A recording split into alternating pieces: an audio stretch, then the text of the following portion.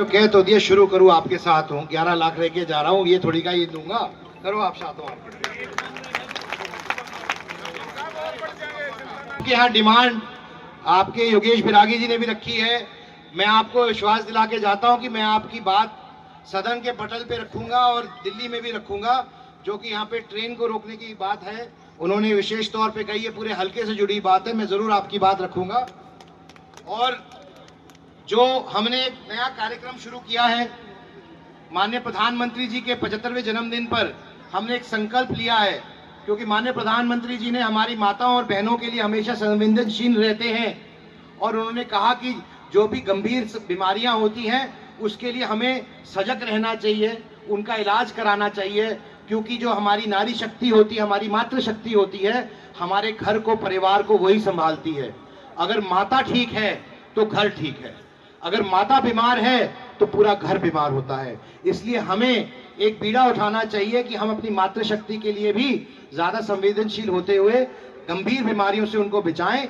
उसके लिए एक नमो शक्ति रथ का नाम से कार्यक्रम हमने शुरू किया है, जहां पर रोज एक गांव के अंदर जाती है एक वैन, एक एम्बुलेंस पूरी मेडिकल टीम के साथ। और ये नमो शक्ति रथ का यही है कि जो भी गंभीर बीमारियां हैं उससे हमारी माता और बहनों को बचाएं, क्योंकि माननीय मोदी जी ने आयुष्मान भारत के तहत प्रत्येक व्यक्ति को 5 लाख रुपए का बीमा दिया है हर साल, और उसका फायदा हमारी माताओं बहनों को मिले ताकि समय से उनका इलाज हो सके अगर कोई गंभीर बीमारी हो रही है। इसके लिए मैं प्रयासरत हूं और मैं निवेदन करता हूं आपके सातों गांव के सरपंच से और योगेश जी से भी कि अगर आप अपने इलाके में भी ये कराना चाहते हैं तो एक एम्बुलेंस वैन यहाँ पर भी आएगी और हर गांव में प्रत्येक दिन जाकर उनकी जांच होगी ताकि उनका इलाज हो सके, खासकर हमारी मातृशक्ति का। इसके अलावा मैं आपके हल्के को भी एक और चीज का न्योता देके जाता हूं। ये ज्ञान गंगा केंद्र के नाम से, एक मिनट, ये हमारे देश में आज 60% से ज्यादा आबादी युवाओं की है और सबसे युवा देश है दुनिया का। हमें युवाओं की चिंता करनी चाहिए, हम करते हैं, सरकार भी करती है, सरकार भी अपना काम कर रही है।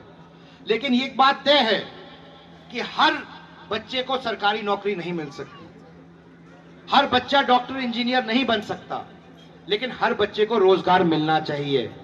और ऐसी सोच सरकार की भी है, लेकिन 36 बिरादरी की भी है और हर एक सामाजिक संस्थान की भी है।